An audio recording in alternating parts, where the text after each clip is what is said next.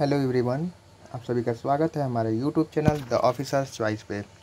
साथियों, जब से सिक्स्थ रीन कमेटी आया है तब से बच्चे बहुत परेशान हैं कि इस सिक्स्थ रीन कमेटी में क्या हुआ है, इसकी रिपोर्ट में क्या क्या चीज़ें बदलाव हुई हैं, कौन कौन सा सिस्टम नया उसमें आया है, क्या क्या चीज़ें जो है चेंज हुई हैं। ठीक है, तो इन सारी चीज़ों के बारे में हम आज अच्छे से समझेंगे कि जो आपका ये सिक्स्थ रीन कमेटी है इसमें क्या क्या बदलाव हुए हैं। तो चलिए शुरू करते हैं आज के इस वीडियो को।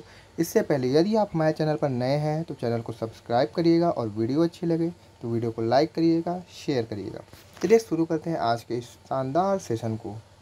सबसे पहले बात करते हैं दोस्तों, जो ये सिक्स्थ रीन कमेटी है इसमें क्या क्या बदलाव हुए हैं। तो सबसे पहले बात करते हैं बीएससी ऑनर्स एग्रीकल्चर, हॉर्टिकल्चर या फिर ऐसे जो भी आपके एग्रीकल्चर से रिलेटेड जो स्ट्रीम है। ठीक, तो आप जब यूपी कैटेट का जब एग्ज़ाम देते हैं, आपका सिलेक्शन होता है, या फिर आप जब आईसीआर का एग्ज़ाम देते हैं या सीयूईटी का एग्ज़ाम देते हैं, कोई भी एग्ज़ाम जब आप देते हैं 12th लेवल पे, उसके बाद जब आपका एडमिशन ग्रेजुएशन में होता है और वो जब प्रोग्राम आपका एग्रीकल्चर रिलेटेड है, जैसे कि BSc honours agriculture, BFSc honours या फिर बीटेक या फिर बीएससी ऑनर्स हॉर्टिकल्चर, फॉरेस्ट्री, मतलब जो भी आपकी स्ट्रीम है, जब उसमें आप जाते हैं तो सबसे पहले क्या करते हैं, आप एडमिशन लेते हैं। सबसे पहला प्रोसेस क्या होता है एडमिशन का। उसके बाद एडमिशन लेने के बाद फिर क्या होता है कि आप जो है जाते हैं किसमें, फर्स्ट ईयर में। ठीक है, फर्स्ट ईयर में जाते हैं जिसमें आपके फर्स्ट ईयर में 2 सेमेस्टर होते हैं, मतलब 6 महीने का 2 सेमेस्टर होता है, ये आपको पता होगा। ठीक है, टोटल 4 साल में मिलाकर के बीएससी ऑनर्स एग्रीकल्चर में 8 सेमेस्टर होते हैं। पहले सेमेस्टर में जब आप जाते हैं तो उसमें क्या होता है कि आप पहले साल में प्रवेश ले लेते हैं, उसके बाद आपकी पढ़ाई स्टार्ट हो जाती है। फिर होता है आपका जो है वहाँ से रिज़ल्ट बनने का कार्यक्रम। तो होता क्या है, कुछ बच्चे अब क्या क्या करते थे कि 1 साल पढ़ने के बाद वो जो है पढ़ाई छोड़ देते थे किन्हीं कारणों से, जैसे मान लीजिए उनके पास पैसा नहीं है या फिर जो है कुछ और उनका कहीं और हो गया, कहीं जॉब करने लगे। वैसी बहुत सारी चीज़ें होती थी जिसके कारण क्या होता था कि वो छोड़ देते थे 1 साल पढ़ने के बाद, तो उससे उनको कोई बेनिफिट नहीं मिलता था। होता क्या था, 1 साल पढ़ लिए, उसके बाद चले गए, ना उनको कोई सर्टिफिकेट मिला ना कुछ मिला, उसको वो लेकर के कहीं जा नहीं सकते थे। तो हुआ क्या, जो सिक्स्थ रीन कमेटी आया इसमें उन्होंने क्या किया कि जब आप फर्स्ट ईयर में जब जाएंगे आप और 1 ही साल जो है अगर करना चाहते हैं, आप 3 साल और नहीं पढ़ना चाहते, तो क्या होगा कि आपको जो है 10 वीक का इंटर्नशिप करना पड़ेगा। 10 वीक का इंटर्नशिप करना पड़ेगा और आपको एक यूजी का सर्टिफिकेट मिल जाएगा जिस फील्ड में आप क्या करेंगे, इंटर्नशिप करेंगे। ठीक, तो ये हो गया आपका फर्स्ट ईयर। इसमें क्या मिलेगा, आपको सर्टिफिकेट मिल जाएगा, किससे, जिस फील्ड में आप इंटर्नशिप करेंगे। उसके बाद फिर क्या होगा कि आप जाएंगे सेकेंड ईयर में। सेकेंड ईयर में जाएंगे, फिर वहाँ पर आपको 2 सेमेस्टर देखने के लिए मिलेंगे। उस सेमेस्टर में क्या होगा कि अगर आप चाहे तो छोड़ना चाहते हैं तो छोड़ सकते हैं। जैसे आपने पहला साल पूरा किया, चाहे तो आप वहाँ से लीव कर लीजिए, आप चाहे तो दूसरे साल से लीव कर लीजिए, या फिर आप 4 साल पढ़िए।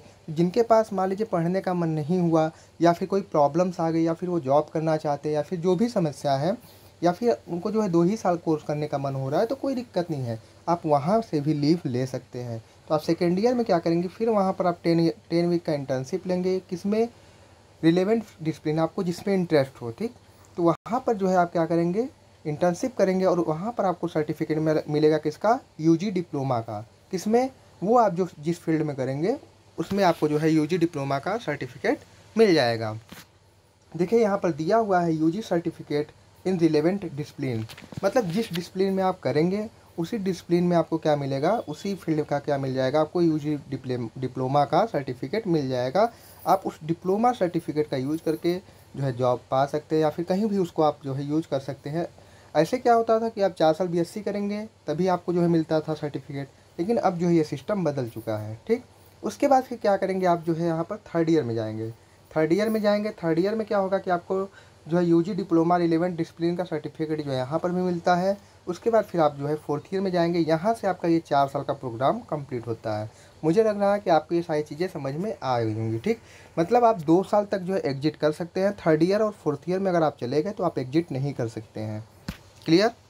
हाँ, ये हो सकता है कि आप जो है पढ़ाई कुछ टाइम के लिए बंद कर दें, फिर आकर के उसको ज्वाइन कर लें। तो पहला देखिए, फर्स्ट ईयर में क्या है कि फंडामेंटल कोर्सेज होते हैं, जिसमें फंडामेंट टाइप्स ऑफ कोर्सेज की बात कर लेते हैं। फर्स्ट ईयर में क्या होता है, आपका फंडामेंटल कोर्सेज होते हैं, इंट्रोडक्टरी कोर्सेज होते हैं, स्किल इन्हेंसमेंट कोर्स होते हैं। ठीक, उसमें ट्रेनिंग होती है स्किल इन्हेंसमेंट की, आप जो है अपने स्किल को डेवलप करते हैं। उसमें क्या क्या आपको जो है आपको फंडामेंटल सारी चीज़ें सिखाई जाती हैं, कैसे एम्प्लॉयमेंट क्या होता है, एंटरप्रेन्योरशिप क्या होता है, इन सब सारी चीज़ों के बारे में आपको समझाया जाता है। ठीक, मैंने जैसा कि आपको बताया कि अगर आप फर्स्ट ईयर में ही छोड़ना चाहते हैं तो आप 10 वीक का जो है इंटर्नशिप कर लीजिए। उसके बाद जो है आप वहाँ से 1 साल करने के बाद छोड़ सकते हैं। फिर बात कर लेते हैं सेकेंड ईयर में। तो सेकेंड ईयर में आपका जो है बेसिक एंड कोर कोर्सेज होते हैं। ठीक है, उसमें आपको एडिशनल स्किल्स भी सिखाई जाती है सेकेंड ईयर में। और आप चाहे तो जो है यहाँ से भी आप सेकेंड ईयर में छोड़ सकते हैं। यहाँ पर आपको क्या मिलेगा, यूजी का डिप्लोमा सर्टिफिकेट मिल सकता है। तो ये पहले चीज़ें ये नहीं थी, लेकिन अब से जब सबसे 6 ऋण कमेटी आई है तब से जो है ये चीज़ें लागू हो गई है कि आप चाहे तो फर्स्ट ईयर सेकेंड ईयर तक जो है एग्जिट कर सकते हैं।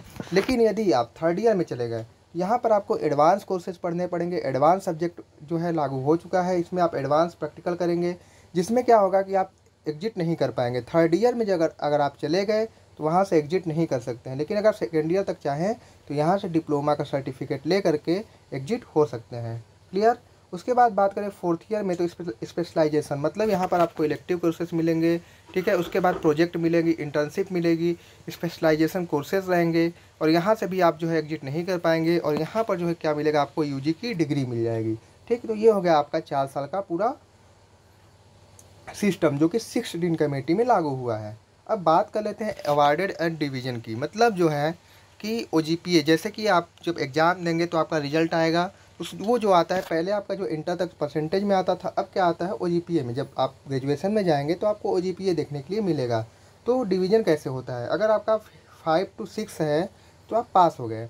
उसके बाद 5 से अगर नीचे होगा तो आप क्या हो जाएंगे, फेल हो जाएंगे। 6 to 7 के बीच में रहेगा तो सेकेंड डिवीज़न। 7 to 8 के बीच में जीपीए रहेगी तो क्या होगी, फर्स्ट डिवीज़न। और 8 के ऊपर रहेगा तो फर्स्ट डिवीज़न विथ डिस्टिंक्शन।